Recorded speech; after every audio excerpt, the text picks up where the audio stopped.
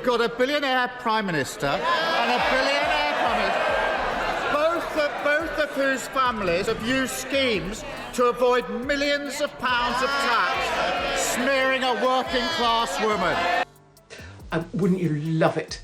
Let's decide, shall we? Keir Starmer is banging Phil Schofield. Allegedly. We will continue to work, as we have done in the 4 months in government, on issues of security, our economy and global conflict. Freezing this Christmas isn't just a viral parody song. It's become an anthem for millions feeling let down by their leaders. And now it's at the center of a live TV showdown that's left Keir Starmer visibly shaken. Before we move on, I'd like to ask you a small favor. If you appreciate this content, please take a second to like this video and subscribe to the channel. Over 98% of you watch the videos without subscribing. It costs you nothing, but it makes a huge difference to us. So, did you click the subscribe button? Great, thank you so much. Now, back to the video. But what happened when Starmer was confronted with the real human cost of the policies he's defending? The answer might surprise you, and it's got people across the political spectrum talking. Really going to turn something around, you have to do the hard yards up front. Don't look at a tough decision and then leave it for a year or two. So we're doing the tough stuff. His sort of outlook is gay. Staying in Lord Alley's apartment, a bit gay. Being there for a month and a half, quite gay. Probably gay. Must be gay. I mean, I think today is an answer to that question in a way, because here we are 10 days past the mayoral election. I don't think actually it would be that way round, would it? Who'd be doing who? Picture this, an 84-year-old pensioner shivering under her blankets, too afraid to get out of bed until midday. Why? Because turning on the heating means choosing between warmth and food. This isn't a dystopian fiction. It's the harsh reality for millions of Britain's elderly today. Our pensioner's story is heartbreaking, yet all too common. She wears a thermal jacket indoors, not as a fashion statement, but as a desperate measure to keep warm without bankrupting herself. The simple act of grocery shopping has become a source of anxiety, with items being reluctantly returned to shelves as prices soar beyond reach. While this elderly woman struggles to stay warm, Labour leader Keir Starmer seems oddly disconnected from the crisis. His policies and public statements show little urgency in addressing the plight of those most vulnerable to rising energy costs. It's a stark contrast that's not gone unnoticed by the public. This pensioner's experience isn't isolated. Around 10 million elderly Britons face the prospect of freezing in their homes this winter. The numbers are staggering. But behind each statistic is a person, someone's grandparent, parent, or neighbor, facing impossible choices between basic necessities. The impact goes beyond discomfort. Health experts warn that inadequate heating poses serious risks to the elderly, potentially leading to respiratory diseases and other complications. It's a ticking time bomb of health issues that could further strain an already burdened NHS. As this crisis unfolds, questions arise about the effectiveness of government assistance programs. Many pensioners feel abandoned, left to fend for themselves in an increasingly hostile economic environment. The disconnect between policymakers and the lived experiences of ordinary people is growing wider by the day.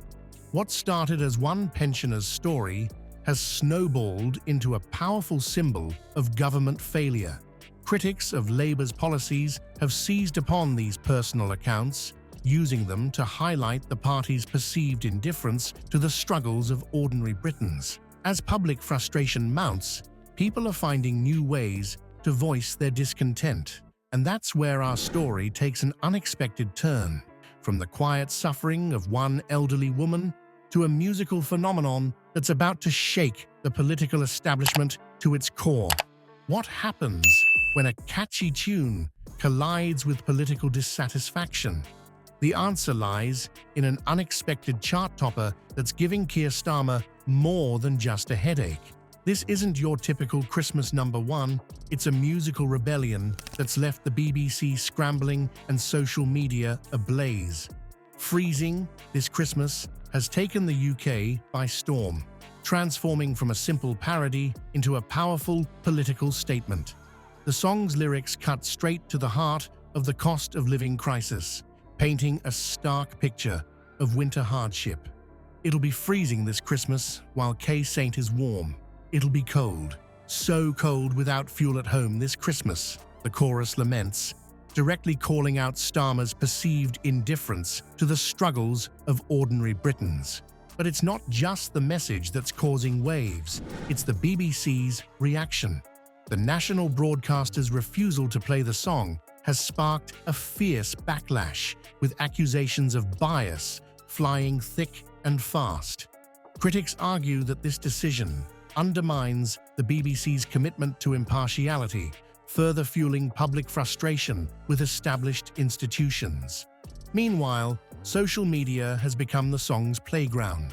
Clips are being shared, discussed, and debated across platforms, creating a viral phenomenon that traditional media can't ignore.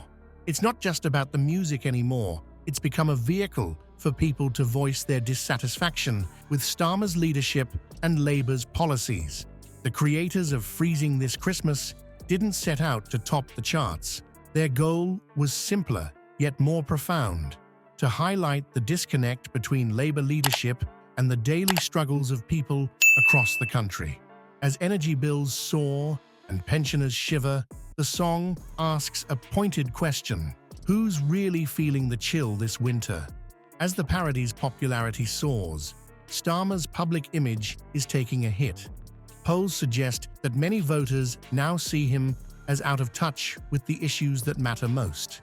The song has become more than just a catchy tune.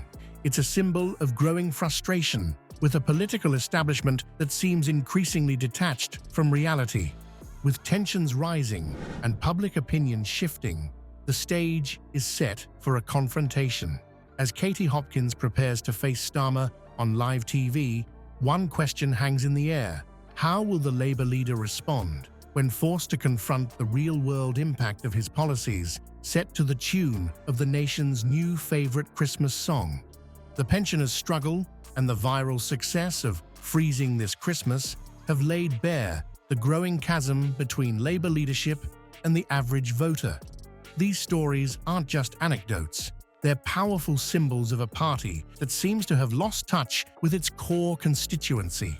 Starmer's inability to connect with these real-world experiences has left many questioning Labour's direction.